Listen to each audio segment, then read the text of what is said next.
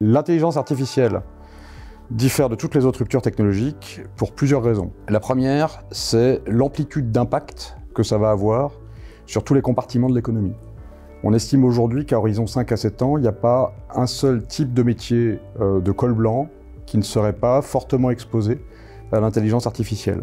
Aujourd'hui, l'intelligence artificielle a à peu près les compétences d'un stagiaire.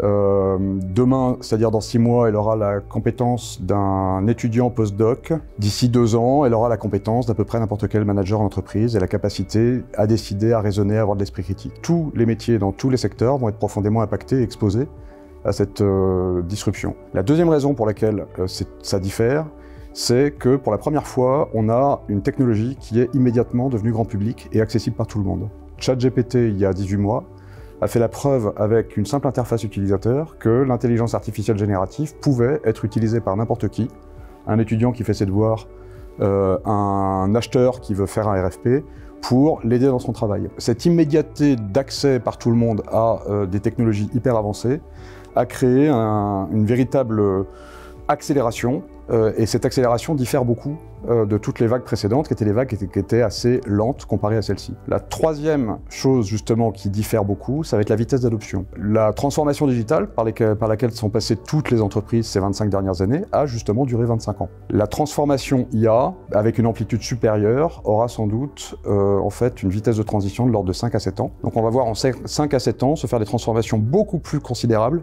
que celles qu'on a eues pendant les 25 dernières années avec une technologie comme le digital. On voit différents points de tension qui sont à noter. Comme Cyril l'indiquait, la transformation vers l'intelligence artificielle va aller vite.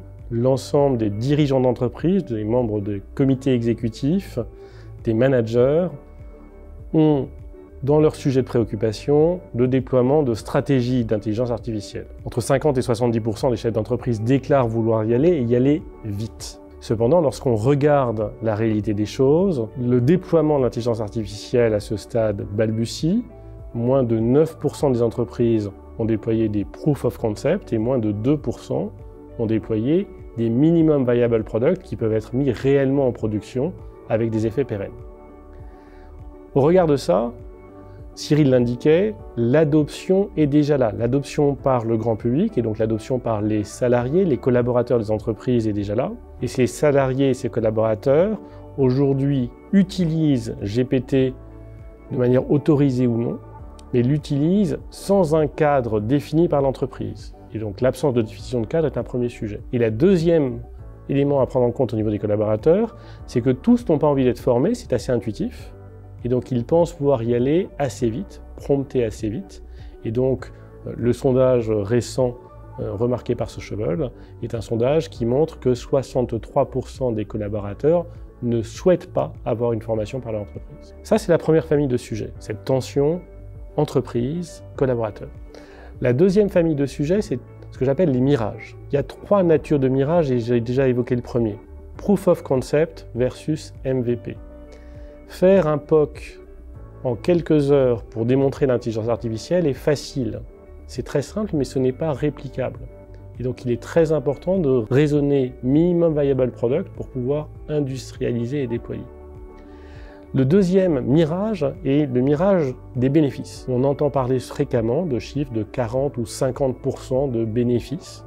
Ceci est impossible. Les ruptures technologiques apportent en général au mieux 20%. Et là, il faut raison garder et ne pas faire peur aussi aux collaborateurs. On parle d'efficience, on parle de bénéfices, mais qui peuvent servir à la fois une équation économique, mais servir aussi le bien-être des collaborateurs et le mieux pour les clients. Le troisième mirage est un mirage comme quoi l'intelligence artificielle peut résoudre l'ensemble des problématiques. C'est ce que j'appelle « est-ce que l'intelligence artificielle peut sauver la forêt équatorienne ?» La réponse est évidemment non. L'intelligence artificielle répond à un certain nombre de problématiques et le bon sens, d'autres aspects technologiques peuvent servir à résoudre d'autres problématiques. Donc l'intelligence artificielle ne résout pas tout. La troisième famille de tensions à avoir en tête, c'est ce que j'appelle l'iceberg. La partie émergée de l'iceberg est souvent ce minimum viable product auquel il faut aspirer, mais pour préparer ce minimum viable product, il est essentiel que toutes les fondations et donc la partie émergée de l'iceberg, cette partie émergée soit soutenue par une partie immergée. Cette partie immergée, c'est la formation qui va des collaborateurs aux managers, aux membres de conseil d'administration. C'est aussi la gestion des risques et en particulier la cybersécurité. Ce sont les choix d'infrastructures, c'est le choix sur la gestion des données et le choix des composants technologiques pour déployer l'intelligence artificielle. En résumé, on a 3 familles de sujets à traiter. Cette aspiration des entreprises face aux collaborateurs, les mirages et l'iceberg. Pour réussir une transition, c'est un cocktail avec plusieurs ingrédients. Le premier, c'est d'avoir une DSI qui va choisir les outils qu'elle a le droit d'utiliser, l'ensemble des collaborateurs de l'entreprise. Il y a un vrai acte fort aujourd'hui des DSI qui doit décider les outils qui sont whitelistés et écarter les outils qui sont blacklistés, soit pour des raisons de sensibilité sur les données, soit pour d'autres raisons. Il y a une question derrière d'identification des champions. En fait, de la même façon que dans une équipe de 10, vous en avez un qui est hyper bon en Excel et les autres qui lui confient le travail Excel parce qu'ils sont pas bons, il va se passer la même chose en fait dans toutes les équipes où on aura un type qui sera hyper bon pour prompter, pour traiter les problèmes spécifiques aux activités de l'équipe et les 9 autres se retourneront vers lui qui sera un peu devenu de facto le champion. Il y aura une question de mise en communauté de tous ces champions pour qu'ils puissent partager leurs sauces secrètes et leurs bonnes pratiques. Une animation qui va devoir se mettre en place. Il y a d'autres phénomènes qui vont devoir, d'autres adjonctions qui vont être nécessaires. Vous allez avoir besoin, d'une part, de partager les prompts, les assistants customisés qui auront été faits quelque part dans l'organisation pour les rendre disponibles partout ailleurs dans l'organisation. Et donc il va falloir qu'on imagine des app stores qui vont permettre ce partage entre différentes personnes, des éditeurs d'assistants et des utilisateurs d'assistants. Ça c'est vrai au sein des organisations et d'ailleurs aussi cross-organisation. Vous allez avoir besoin de dispenser du training, vraisemblablement. Vous allez avoir besoin d'une control tower qui va également faire toute la revue de tous les processus internes de l'entreprise pour identifier les endroits où il va falloir déployer de l'assistance, GenAI et ainsi de suite. Et donc il va y avoir une démarche proactive d'identification des endroits où ça a le plus de valeur, de design des solutions d'assistance spécifiques à certaines activités sur chaque process, de déploiement, de mesure de la performance, tout ça. Et donc vous avez des squads qui vont devoir se monter, qui vont être composés de personnes du business, de personnes de la tech et du digital, voilà, qui vont ensemble en fait traiter la revue du portefeuille de processus de l'entreprise de bout en bout. Voilà. Il y a d'autres éléments. Et donc dans ces autres éléments, il y a tout le sujet d'usage de l'intelligence artificielle pour l'ensemble des collaborateurs. C'est ce qu'on appelle Workplace ou la famille Workplace. On va parler de déployer GPT sur l'ensemble des collaborateurs d'un côté ou de déployer un Office 365 avec Copilot, qui est un choix que se pose l'ensemble des sociétés avec lesquelles nous discutons aujourd'hui.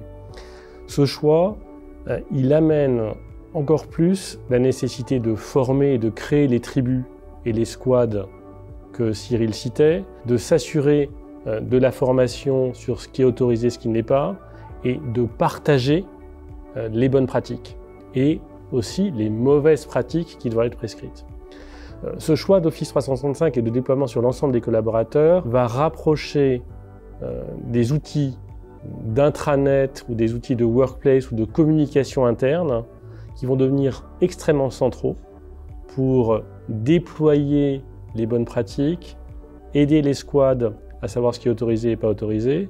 Et c'est là où Sociable, que je connais bien depuis longtemps, est une solution qui est extrêmement pertinente pour déployer Office 365 sur les collaborateurs de manière générale, réfléchir avec la com interne, avec les équipes de RH sur la formation et sur l'animation de ce qui est autorisé ou pas, va devenir extrêmement central.